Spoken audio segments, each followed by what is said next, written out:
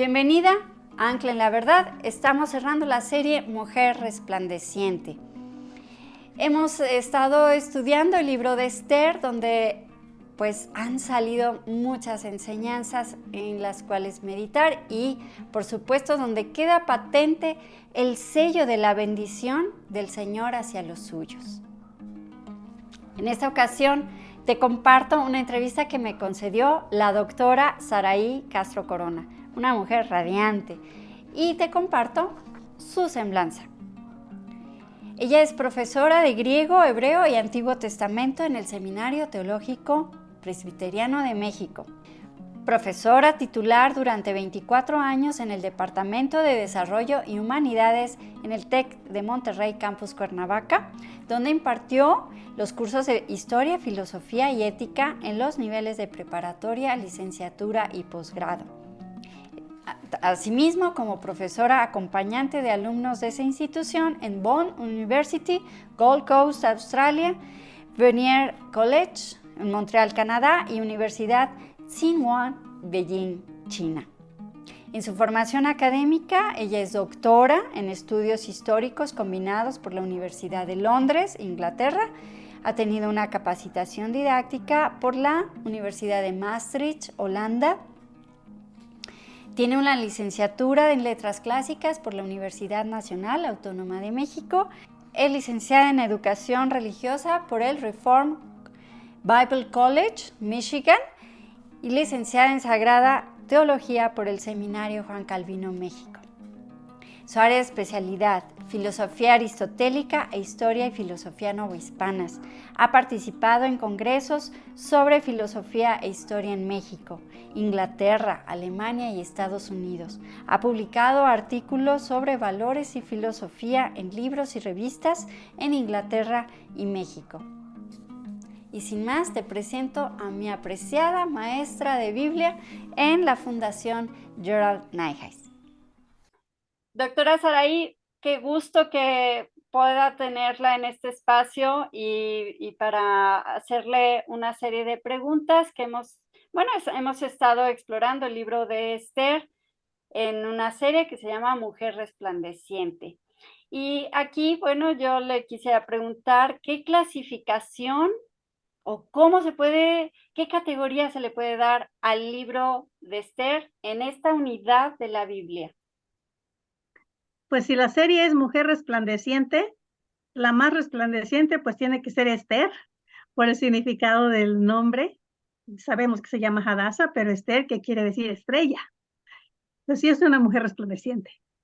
Y este libro de Esther es uno de los libros históricos que habla de lo que ocurrió durante el cautiverio, pero ya durante el periodo persa.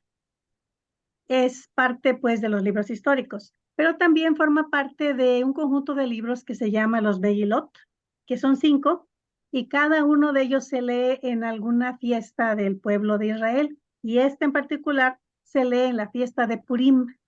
En la fiesta de Purim todos los años se lee el libro de Esther, porque es el libro que explica la fiesta. Ahora, ¿nos puede describir las condiciones del pueblo judío dentro de la trama?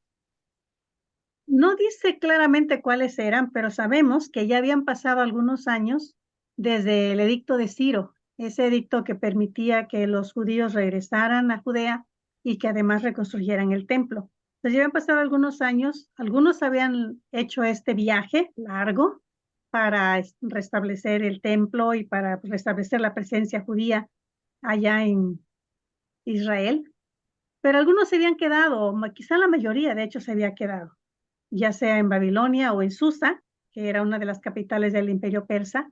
Se habían establecido allí, habían cooperado con recursos para los judíos que regresaron, pero sí muchos se quedaron. Los que estaban allí, pues tenían diferentes puestos, algunos quizá eran comerciantes, otros no les había ido tan bien, pero la mayoría ya se habían asentado, ya estaban pues disfrutando también de la política de tolerancia del imperio persa.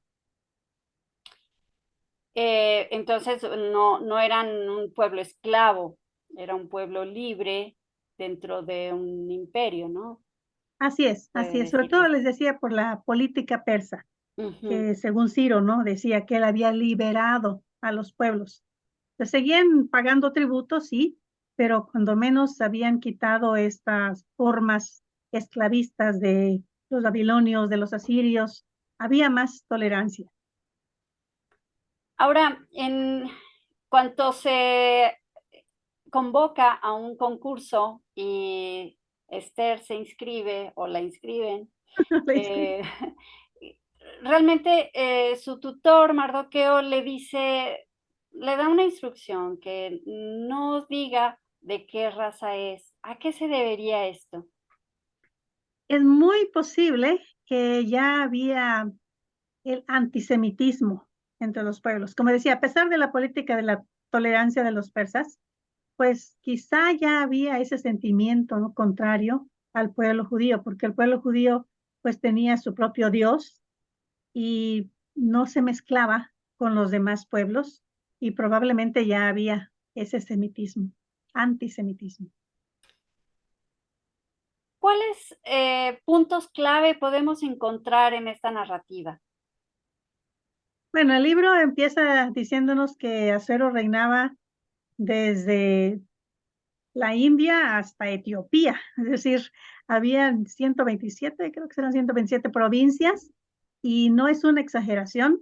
El imperio persa ha sido el imperio más grande de toda la historia, aún más que el inglés, y aproximadamente un 42% de la población de la época estaba bajo el imperio persa. Entonces sí era, digamos, un punto muy importante cuando después viene el edicto en contra de los judíos porque simbolizaba, pues realmente borrarlos del mapa totalmente. Luego aprendemos cómo Esther llegó a ser reina y se introduce el personaje de Amán. El libro está escrito como si fuera una novela. Entonces se proponen los personajes y luego hay el conflicto entre los personajes y luego se soluciona. El conflicto, pues es este Amán, que hasta uno puede decir que qué extraño que por una mera cuestión personal, Amán quisiera destruir no solamente a Mardoqueo y quizá a los allegados a él, sino a todo su pueblo. Y este elemento, pues, del personaje de Amán es el antihéroe que juega y un papel importante en la historia. Logró Amán que se promulgara un decreto de genocidio, es un decreto contra todos los judíos, que hubiera incluido no nada más a los judíos de Susa, sino a los de Judea y bueno, a los de Etiopía, a todos, porque allí era donde imperaba la ley persa.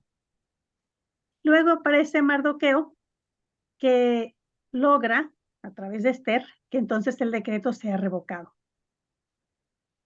Amán es ejecutado, Mardoqueo es nombrado primer ministro en lugar de Amán, y aunque en todo el libro no se menciona el nombre de Dios, pues vemos la mano de Dios protegiendo a su pueblo y realizando su propósito.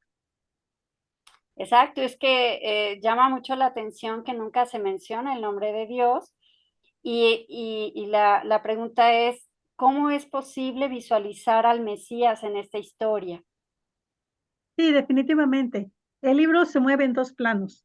Por un lado, la lucha terrenal del pueblo para existir, pero por otro lado, la lucha cósmica para hacer la existencia de este pueblo imposible.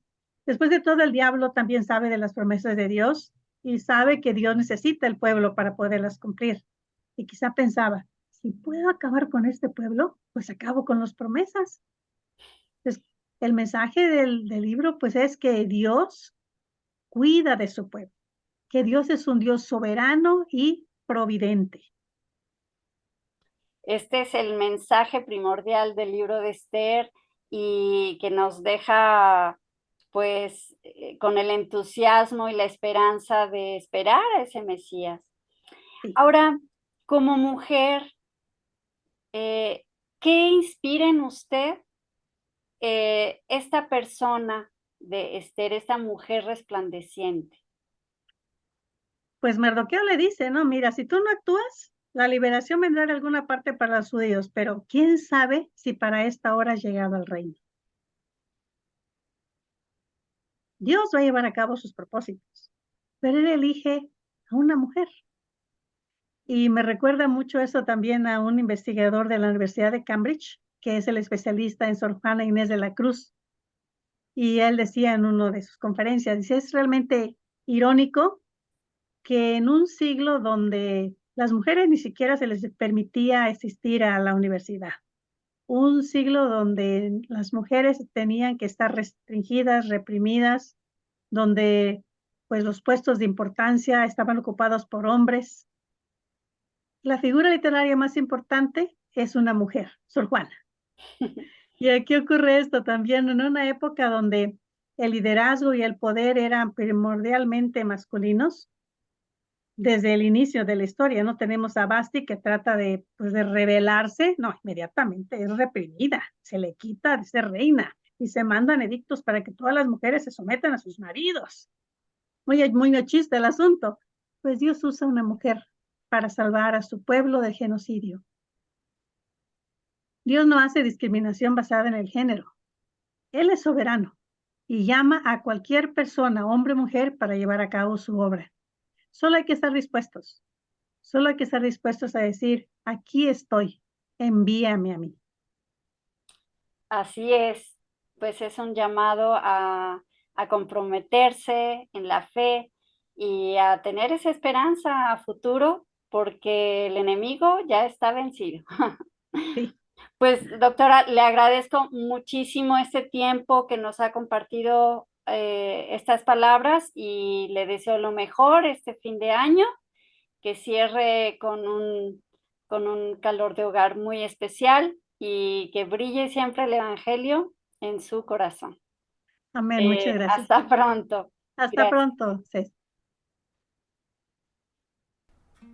Estoy muy agradecida con la doctora Saraí Castro Corona por esa entrevista que me concedió y pues que todo esto nos anime a seguirnos preparando, estudiando, avanzando en el estudio de la palabra y fortaleciendo esa vida espiritual.